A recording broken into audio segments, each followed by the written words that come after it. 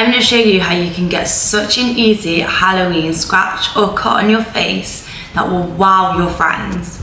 First thing you're going to need is a bit of string or floss or something, because this is going to help you with your straight lines and kind of give you that base for us to work on to get that really cool cut. So I've just added some red lipstick onto there. You can do this with red face paint, you could do it with kind of anything red that's a cream product, I guess, like a red blush, if you have a red blush. I've just used like a red kind of liquid lipstick sort of thing, and I'm just gonna do the cuts. I think I'm gonna do them this way, and you're just gonna do 3. Right, so you've got your initial cuts, and that looks cool, but you're not really wowing people with that. Like it's just a little cut at the end of the day, or a little red line at the moment. But we're gonna take that from a few little red lines to really, really cool. I'm gonna go in with the Be Perfect Clientele palette, just because it's got quite a few good sort of reddy burgundy, that kind of deep shade that you want. And then I'm gonna go in with a really small angled brush, super tiny, super thin. I don't know if you can see that, but super tiny, super thin. This is just a P. Louise brush. It's 225, and I'm just gonna take kind of deep burgundy shade, and I'm just gonna deepen those cuts.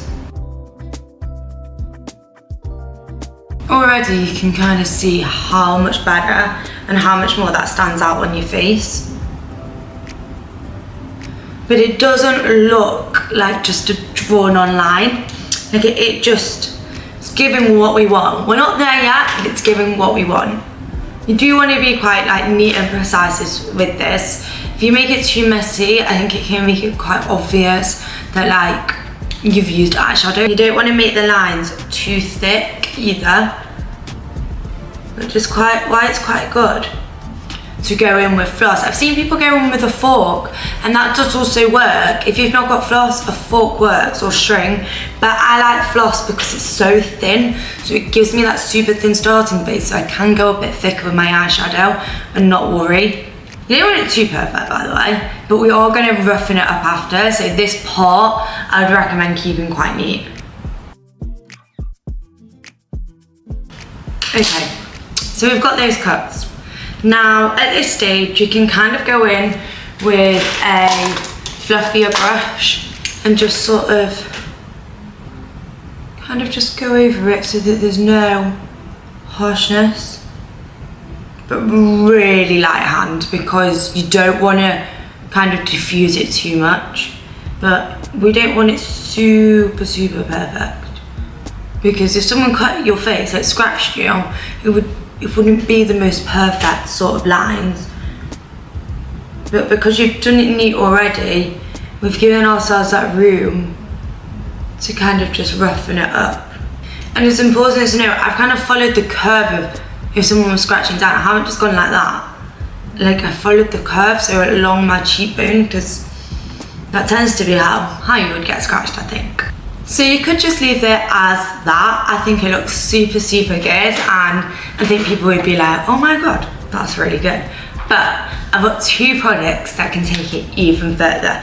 The first one is Rigid Collodion. This is from Meron, and it's basically a scarring liquid, and it creates the indent that you would get if you've got a scar, and it's super easy to use, and it's really like wow. And the next thing is blood. When you get scratched, you're probably gonna bleed, and it's gonna make it look a bit more realistic. I would try to go for a darker looking blood than a super red sort of blood. I think sometimes they don't look as good. This is the Wrath Stage Blood Dark Venus. I do also have the Bright Arterial, but I just don't love it as much. There's also the Coagulated Blood, which is good. This is easier to use in terms of it's not super messy, because it's very thick, it's like a gel, it doesn't move. But also you can just get fake blood in like the supermarkets or dressing up stores, and they work, and they do such a good job as well. So I'm going to show you how to do the liquid colloidum first. It comes with a little brush, and honestly, it's actually like magic. So you're just gonna get it on a little brush, and you're just gonna paint it along the scar. It's quite strong. Like it makes your eyes a bit funky, especially when it's near my eye.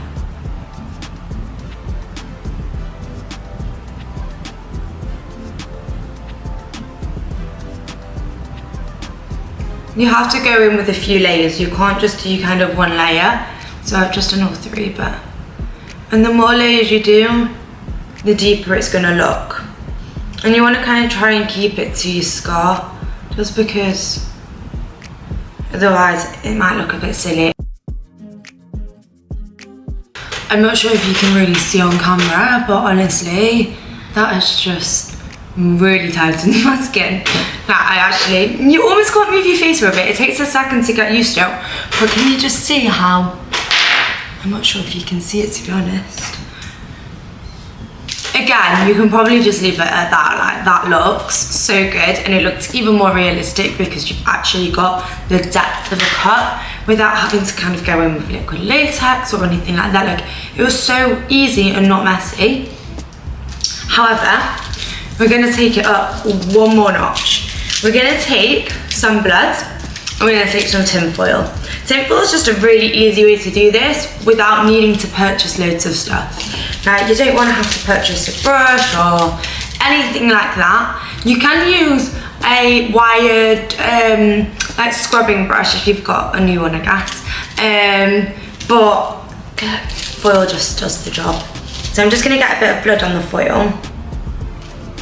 I don't want loads on there because you don't want it to kind of just blob in all in one place. So I've put quite a bit on there, but I'm actually just gonna get a cotton pad, and I'm just gonna kind of try and disperse it a bit on there.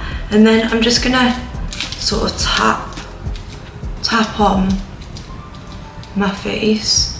I might have taken a bit too much off. I kind of just don't want it to overpower the look.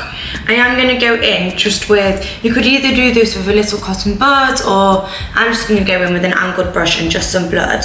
And I'm just going to kind of, on where we did the cut, just on the real centre of it, I am just going to go in with a little bit of blood. It just gives it that little bit of kind of wetness. But like I say, like if you just want to do the liquid lipstick and the eyeshadow, easy. If you want to just do the rigid collodium, again, easy. If you just want to do the blood and the eyeshadow, like there's so many combinations of how you can do this, and it still look amazing.